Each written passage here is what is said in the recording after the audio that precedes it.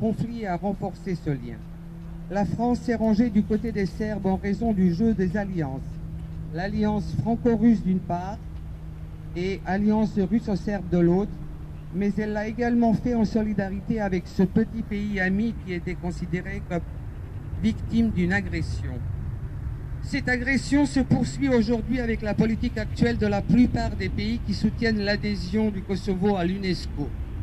Et la Serbie a de nouveau besoin de l'aide de la France.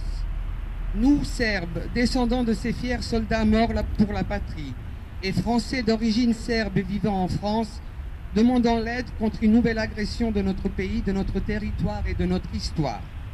Nous demandons à notre ami et allié, la France, de nous soutenir dans notre lutte et de ne pas permettre que notre patrimoine tombe entre les mains de ceux-là même qui se livrent destruction et pillage depuis des décennies. Une pétition circule en ce moment. Nous demandons à tous nos amis de la signer et de la diffuser au plus grand nombre. Une bataille a été perdue, mais pas la guerre, et ne doit pas l'être. Il nous reste quelques jours encore. Faites pression sur le gouvernement pour que cette infamie n'ait pas lieu. Et il est bien triste ce jour de novembre, jour de commémoration de l'armistice et jour de mort pour les chrétiens orthodoxes que nous sommes. Des voix s'élèvent en France pour venir en aide aux chrétiens d'Orient.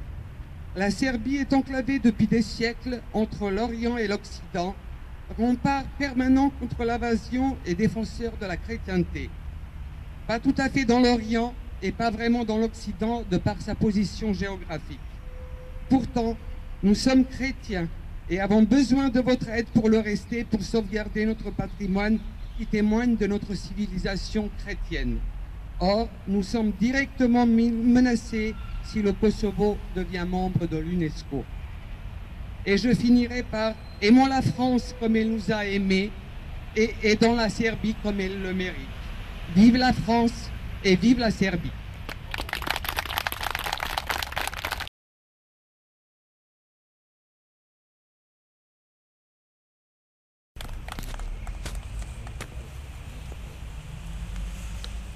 Cette musique a été entonnée durant la Première Guerre mondiale et nous avons deux jeunes qui vont nous l'interpréter, Nizamski Rastan.